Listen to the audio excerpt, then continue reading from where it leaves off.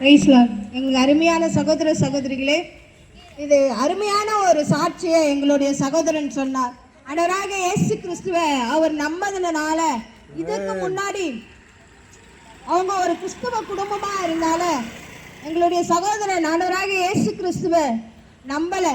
ஆனா அவருக்கு ஒரு பிரச்சனை வரும்போது, எல்லோரும் கைவிட்ட போது, சூழ்நிலைகள் மாறாக இருந்த போது, என்னுடைய சகோதரன் ஆண்டவராக இயேசு கிறிஸ்துவை முழுமையாக நம்பினார்.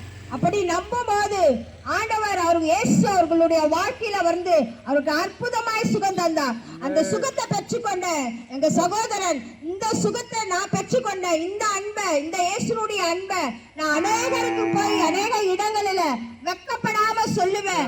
எனக்கு என் வாழ்க்கையில நன்மை செய்த என் இயேசு என்னுடைய சாட்சியை குறித்து, என்னுடைய வாழ்க்கையை குறித்து அநேகருடைய வாழ்க்கையிலும் பல அற்புதங்களையும் அதிசயங்களையும் செய்வார் என்று எங்க சகோதரன் உங்கள் மத்தியில சாட்சி சொல்ல வந்திருக்கிறார். இதை கேட்டுக்கொண்டிருக்கிற அருமையான சகோதர சகோதரியே, எனக்கு அன்பான தாய் தகப்பன்மாரே, வாலிப தங்கச்சியே, தம்பியே, ஆண்டவராக இயேசு கிறிஸ்து உங்க வாழ்க்கையில நீங்க எப்பேற்பட்ட சூழ்நிலையில இருந்தாலும் அதை மாற்ற வல்லமை உள்ளவராய் இருக்கிறார். ஒருவேளை டாக்டரா கைவிடப்பட்டு இருக்கலாம், அது என்ன வியாதியா இருக்கலாம். உங்க மத்தியில பேசிக்கொண்டிருக்கிற நான் கடந்த வருஷம் ஜூன் மாசம் எனக்கும் கழுத்துல ஒரு ஆபரேஷன் பண்ணாங்க. டாக்டரால் கைவிடப்பட்டு விடுமோ, எனக்கு ஜீவன் இருக்காதோ, நான் அடுத்த நிமிஷம் உயிரோட இருப்பேனான் என்று என் ஜீவனுக்காக நான் ஏங்கி கொண்டிருந்தேன்.